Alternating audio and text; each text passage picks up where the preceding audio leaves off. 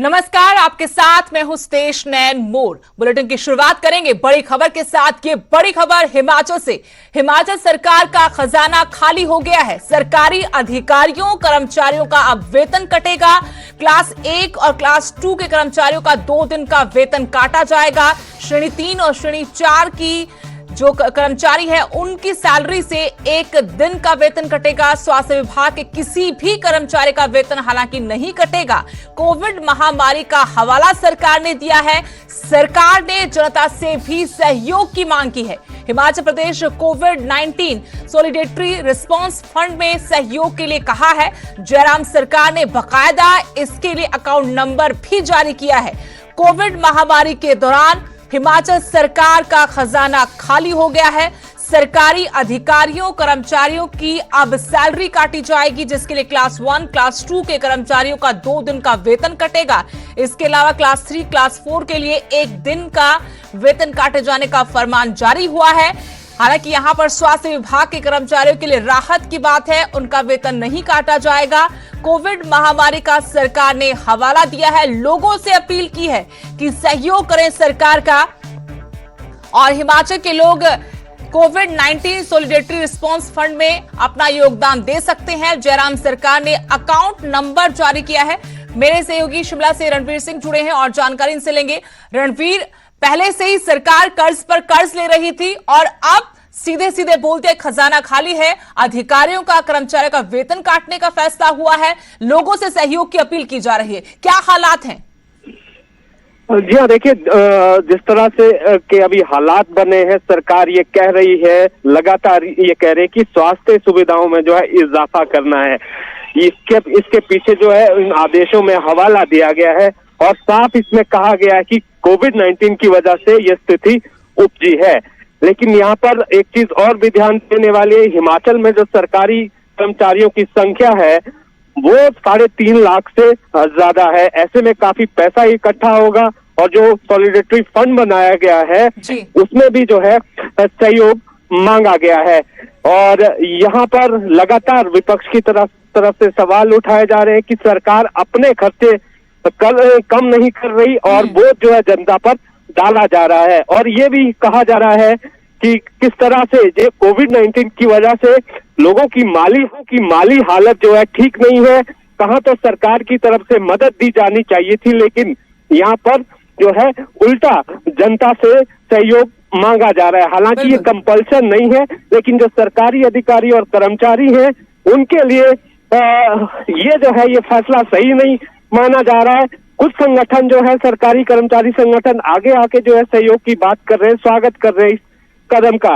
लेकिन इसमें एक राहत की बात स्वास्थ्य कर्मचारियों के लिए है, लेकिन जिन्हें फ्रंटलाइन वर्कर माना गया, पुलिस विभाग, उन्हें भी जो है छोड़ा नहीं गया है। उनकी सैलरी से भी पैसे काटे जाएंगे।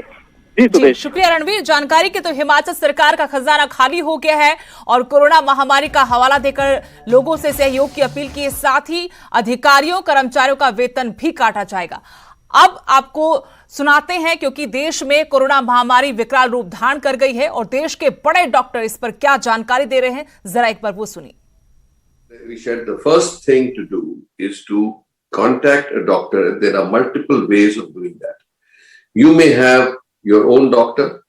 You may have a vicinity doctor, or as you may have seen, all of our hospitals, I represent Vedanta, Dr. Shetty does Narayana, that we have apps which says Vedanta COVID app, or all the hospitals have, and all the cities have also actually designed the app, and the government also has it as an app. So you can get advice on the closest doctor. Let them understand your symptoms and your age and your comorbidities and the severity of your symptoms, and then advise you what to do. So there are 3 possible scenarios that can emerge from here.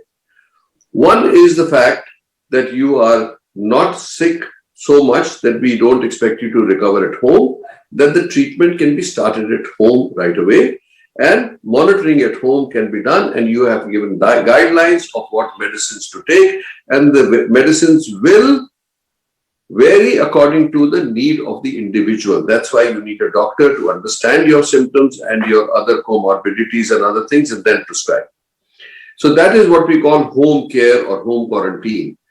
In case you do not have enough space in the house to isolate yourself, then we have quarantine centers where one can be admitted and care taken, like isolation there, and also your oxygen and all that can be measured there. So these are places where you can not only be, if you don't have isolation at home, but if you are mid-level symptoms, you can go, and all of our hospitals have established these facilities, quarantine facilities, in hotels or guest houses next to our hospital, where you will be monitored real time on a daily basis. If by perchance things deteriorate, we can always bring you into our hospital. That way the channel is clear that you do not seek a hospital admission if it is not necessary or out of panic. Let the doctor guide you where you belong according to all the questionnaire that you have answered. So then if those are people who have drop in oxygen, the CT scan is showing high score, or we all feel that, look, and all the doctors have the protocols, that according to the protocol, we feel that you have to be admitted, only then you should be brought into the hospital. So I would like to at this point say, there are certain things in behavior pattern which we must do. So you've already been.